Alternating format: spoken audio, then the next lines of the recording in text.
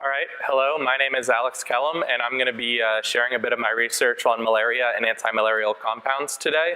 But to begin, I'd like to back up a little bit. About 3 billion years. This is when microorganisms such as bacteria and protozoans first evolved.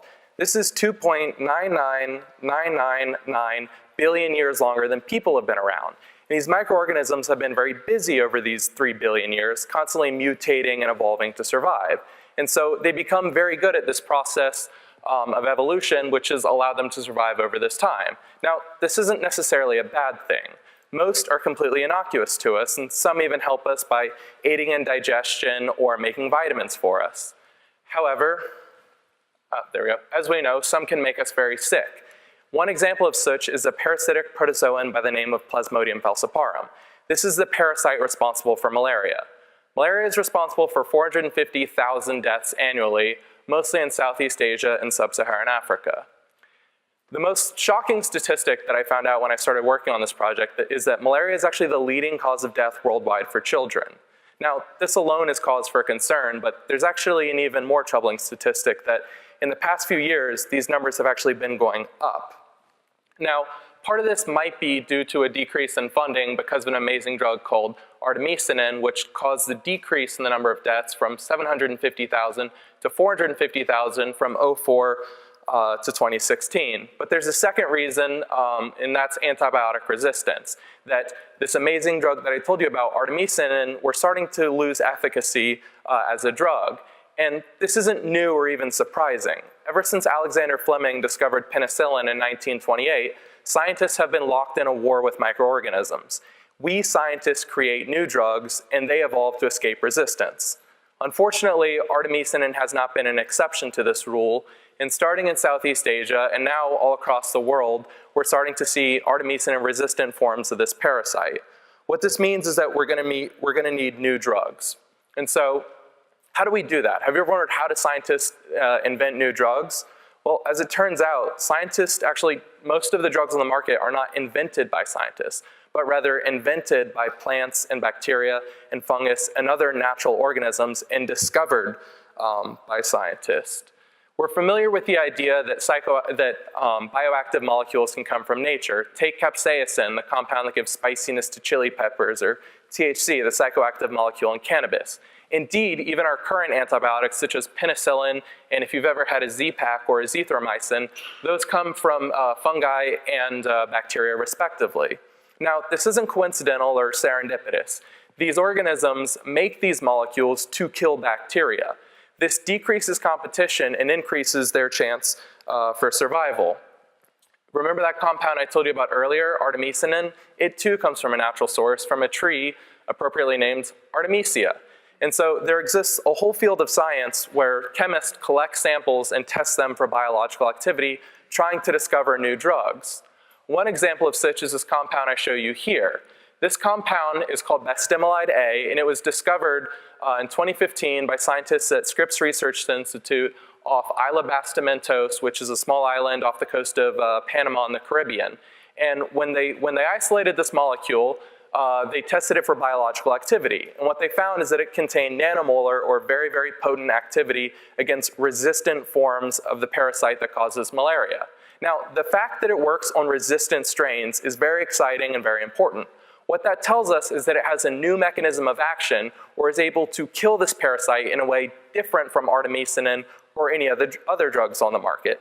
Now, this is very important because as this parasite becomes more and more resistant to our current frontline treatment, we're going to need something with a new mechanism of action. So while the organism that gave us this molecule did provide a lead compound, unfortunately it didn't provide much sample. This is where I come in. As a synthetic organic chemist, I am able to construct these molecules by scratch and make any amount of material that might be necessary for further biological studies. As well, the organism that made this molecule only gave us this molecule.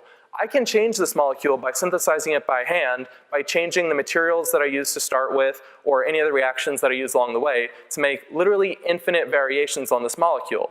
By doing that, I might make it more potent, for example, or address issues such as toxic metabolism in vivo. Additionally, this compound may never become a drug.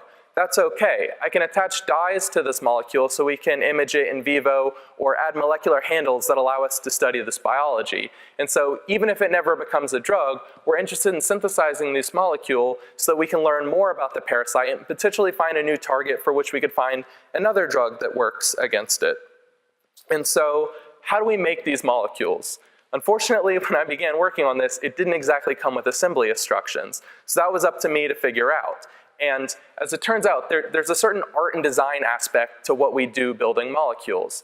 From one commercial supplier alone, there are over 300,000 materials from which I could have chose to start building this molecule. Additionally, there are volumes of textbooks which describe reactions for how we put these molecules together. If you combine these two things, there are nearly infinite ways to put a molecule together, and so that's where this art and design aspect comes in, that any scientist assigned to making such a molecule would create it a different way. Take another anti-malarial compound I think everyone might be familiar with, quinine. Quinine is what gives bitter taste to refreshing gin and tonic. This molecule was first synthesized in 1944 during a malarial outbreak in World War II. It was actually very, very big news at this time. It was published in the New York Times. Since then, there have been over two dozen more syntheses of quinine, each one totally different from the rest, because the scientists involved in synthesizing it thought about how to make it differently. And so even once I design a route, I'm still not done. Actually, less than 10% of the reactions that I design will actually work as described. And so just because I design a reaction doesn't mean it will work. Additionally, it's common to get 5, 10, 15 or more steps into a reaction sequence to find that your next reaction doesn't work. And then you have to go backwards or forwards to figure out how to reroute this problem. In this way, there's a constant ebb and flow of progress when building a molecule. I show you here the first reaction that I used to build this molecule and where it winds up in the final structure. Notice I get a 90% yield. A 90% yield over 20 steps, which is approximately how long it takes me to build the molecule, gives me 12% overall yield. This is pretty respectable. A 60% yield, or getting most of the material through every step over those same 20 steps, gives me only a 0.003% yield, or 3,300 times less material. And so not only do I have to find a route that works, but I have to get every single step along the way to work in high yield. To do that, I have to tune a multitude of variables, such as time, how long we run a reaction, or temperature, how hot we heat it, or the reagents that we use, or if we use a catalyst. Believe it or not, something as small as how fast we spin a stir bar can have a drastic effect on the yield.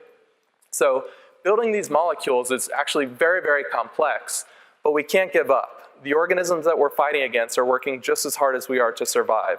This is a war that we cannot lose. Thank you.